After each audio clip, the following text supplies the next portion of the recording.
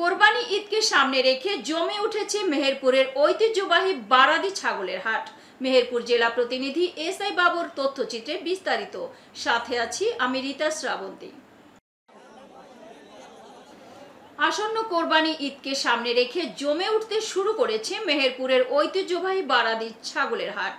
মেহেরপুর জেলার সর্ববৃহৎ হাট হিসেবে এই হাটটির যথেষ্ট সুখ্যাতি রয়েছে।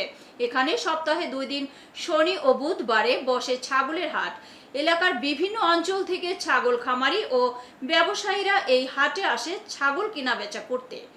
15 থেকে 20,000 টাকা থেকে শুরু করে 60 থেকে 70,000 টাকা দামের ছাগল উঠেছে এবারের হাটে। এছাড়াও দেশের বিভিন্ন জেলা থেকে ব্যবসায়ীরা আসেন ছাগল ক্রয় করতে।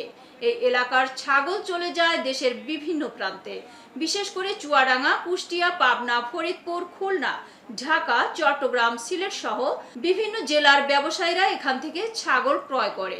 কোরবানির ঈদকে সামনে রেখে ক্রেতা ও বিক্রেতাদের অনেক সমাগম হয় হাটটিতে। ছাগলের ব্যাপক আমদানি হওয়ায় দাম ও ক্রয় ক্ষমতার মধ্যে, তবে অনেকেই সন্তোষ প্রকাশ করলেও কিছু বিক্রেতা হতাশা প্রকাশ করেন। ছাগল প্রচুর আমদানি ভাই, বুঝেছেন, নেওয়া লোক নেই। ছাগল কিনাতেই দাম বলতে 18-19, বুঝেছেন, কি করব, না বেচতে পারেন, সুদই করেন। এখন কে আসছে ভাই, 18 দেবেন, 17 দেবেন, ছাগল কিনা 23। হাটে জাল টাকা শনাক্তকরণের জন্য বিভিন্ন ব্যাংকের পক্ষ থেকে জাল টাকা শনাক্তকরণ বুথ স্থাপন করা হয়েছে। ব্যাংক কর্মকর্তা বলেন, এখানে কোনো জাল টাকার লেনদেন হচ্ছে কিনা আমরা তা পর্যবেক্ষণ করছি। সবাই মিলে জনগণের স্বার্থে কাজ করছি। এখন পর্যন্ত কোনো জাল নোট বা অপচিতার কোনো ঘটনা এখন পর্যন্ত ঘটেনি।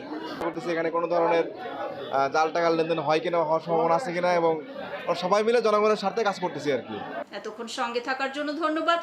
i1 টিভি নিয়মিত আপডেট পেতে ভিজিট করুন আমাদের ওয়েবসাইট, ফেসবুক, ইনস্টাগ্রাম ও ইউটিউব চ্যানেলে।